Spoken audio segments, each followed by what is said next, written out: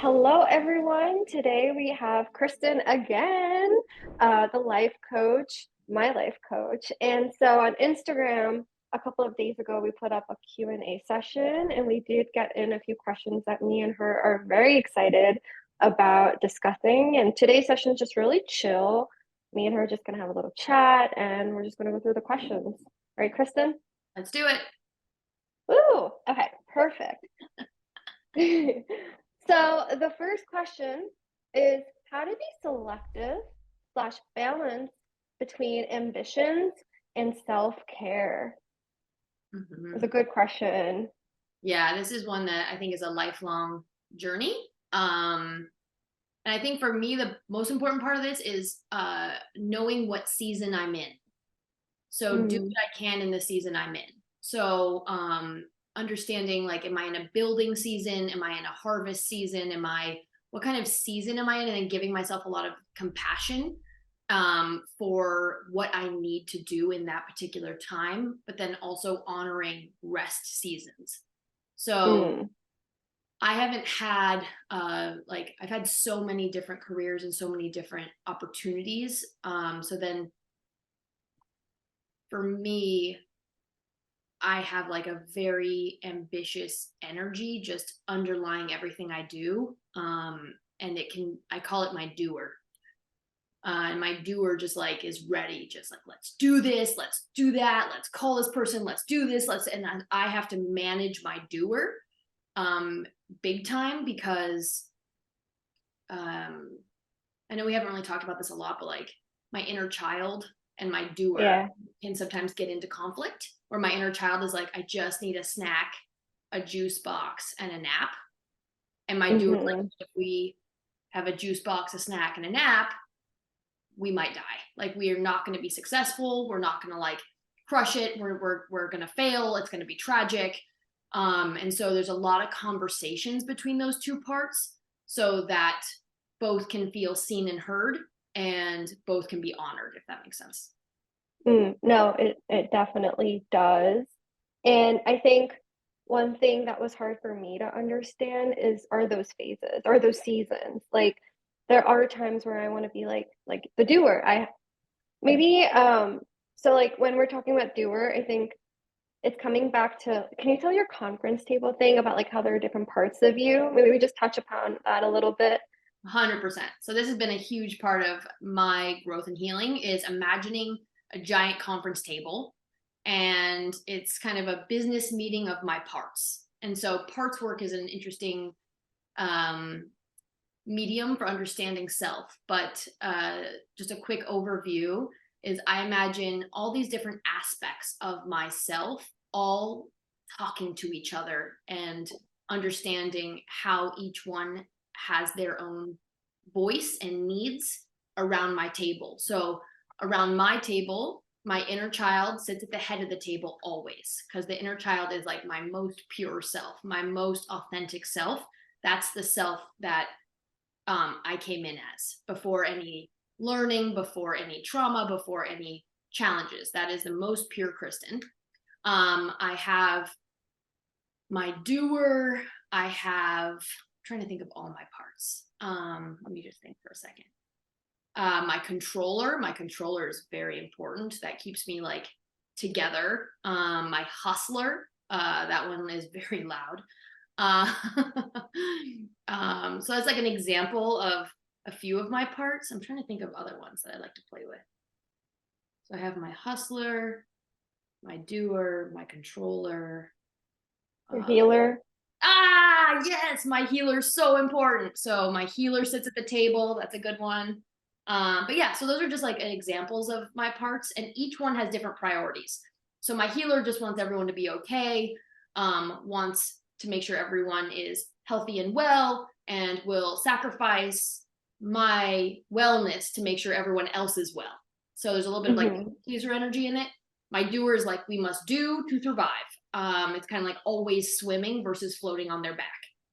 Um, and then my hustler is like this very young energy that felt like I had to get straight A's. I had to be the best at everything I did, highly capable. So it won't allow a C.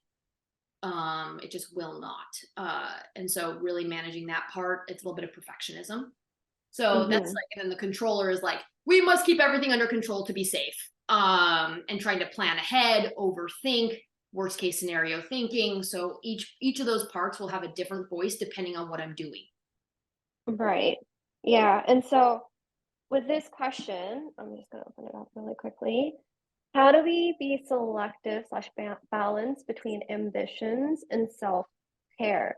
So I love this question because it's almost like, and the person who asked this, I don't really know them that well personally, but it sounds like there is a part of them, and maybe it's their doer, where they're like, I want to finish this by this month. I want to climb the corporate ladder. I don't know what their story is, but then there's also this other part that's like, no, no, no, I need to take care of myself. I need to maybe go to the gym. Maybe I need to take, maybe I want to explore this hobby. So it sounds like they have their own conference table and there's two parts of them that's like struggling there, Mhm. right? And so I guess their question is like, how do they work? How can he or she work with these two parts that are kind of grinding against each other? Right. Yeah. So the metaphor that comes to mind is swimming and floating on their back. So there's a Okay. time to swim and there's a time to float. Hmm. And so understanding the why behind the time to swim, which is the ambition, and understanding the why of when it's time to float. If you swim Mm. and swim and swim and swim and swim and swim, you're going to burn out. If you float, you ain't going anywhere. Yeah. It's like beautiful dance between why am I swimming? Is there a particular like bush I'm getting to get some berries? Is there the shore I see ahead? What is that why, that driver behind the action? And then when is Hmm. it time to float because there isn't any need for that action in that moment. So it's really this internal conversation for myself. And I have to be really careful because I am highly sensitive. So I am constantly having this conversation with myself. So a lot of times that doer or hustler is coming from a place of fear. Mm. So getting under the hood. So I'd love to like, I love getting under the hood with people. So whoever asked this question, hi, get under the hood without actually meeting. But I'd love to get under that. What is the doing trying to heal or solve? What is the ambition trying to achieve? Like, what is the why behind the ambition? And is it coming from a place of fear? Like, if I don't achieve, I am blank. Or is it coming from this internal desire, this internal fire of like, I need, like, this is essential for my wellness. So I'll give a personal example because I feel like that always grounds things. Um, so I had an all day conference where I had to be on from like 11 a.m. till 7 p.m. on. I mean, I was meeting with person after person after person after person after person. And I knew that was going to be a big energy consumption for me. That was a major ambition. It was important to me. I understood my why. It was to connect with people and help people see their own light and see their own um, internal fire, their own creative passions. But I knew it was going to be very taxing on me. So I scheduled nothing the day before, Hmm. a pure day of rest. And then the day after, I scheduled a massage. I scheduled Mm. rest. I scheduled, it was just going to be me in PJs all day with recovery. So that was a gorgeous example of float, knowing Right. I had a big swim ahead. Then when it was game time, all my parts were on the same page of, hey, we have a big day ahead. I packed snacks, I packed water, I packed everything I needed. I was very connected, swam my little ass off. And then when it was time, I went back to floating to recover. Mm. Wow. That is a beautiful example of balancing between the two and also knowing what you personally would need to be able to be your best at that event. That Yes. is, wow. Okay. So that's that same idea of seasons. Understand what season am I in? Am I in a building season? If so, okay, what's my why for building? Mhm.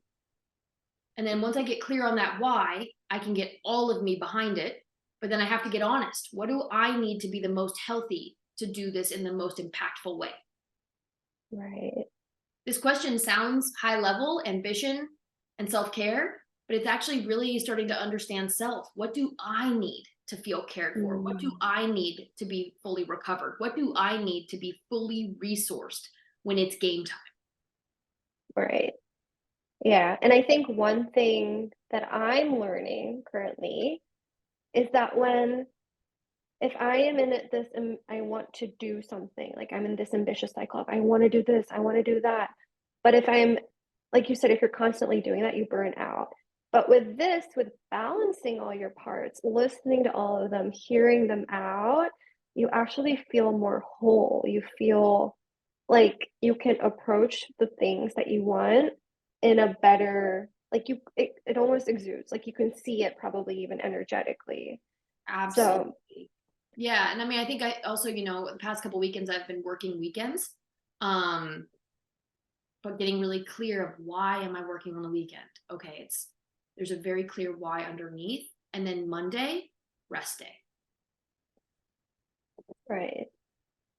I used to Okay. be a 24/7 doer, and Yeah. I highly recommend if that's the modality. Um, I will share from my personal experience. It caught up with me. Mm. It wasn't cute. So now it's essential for me to have this balance of loving my hustler, loving my doer, knowing that there's a time and place for them to crush.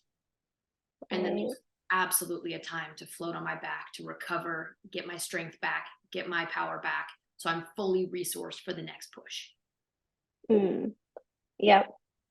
I also kind of wanted to touch upon, like, really quickly about what you mentioned in the beginning about you being the doer, you being a hustler, but getting really clear in your why and if it's coming from a state of fear, right? So, as someone who's watching this, how can they identify if it's coming from a state of fear or coming from a state of inner desire and love?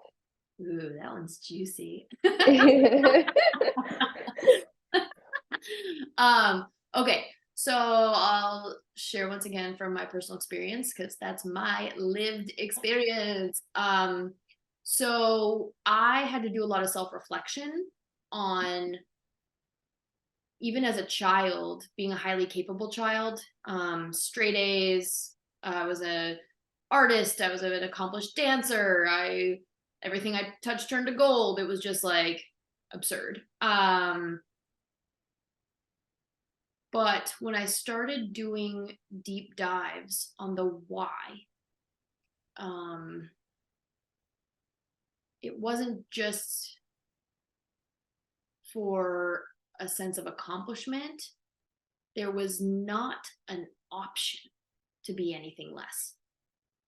Mm, And that's how I knew it was fear based. So okay. if there's a feeling of I have to, if there's attachment, if I'm Mm, clawing to it, I have to pause.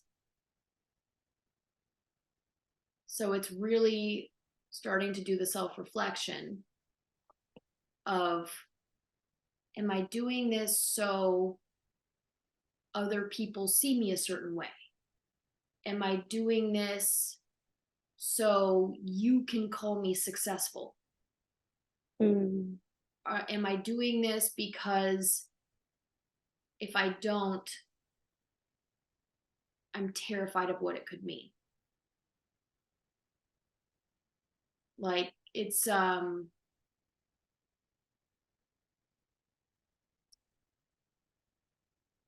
the fear has a clinging type energy. It's like when you see someone at the scary movies, and like, oh, I'm so scared, cling. right. So if I'm clinging to the achievement, clinging to the success, clinging to I need this to work, and my hands Yeah. are gripped, like white knuckling, That's like the white knuckles when you grip. I have to like start looking at why. What's under the hood there? What am I afraid of happening? What am I afraid to not look at? What am I afraid that my parents won't approve? Am I afraid that I won't get acceptance by my peers? Am I afraid that I'm not enough unless I have this? Mm, Or mm, is it coming from an intrinsic desire? Is there something in my soul, my belly, that just kind of goes, you know what? Whether or not this has external success, whether I've made $1 billion or I don't, I have, like, I'm going to do it. mm.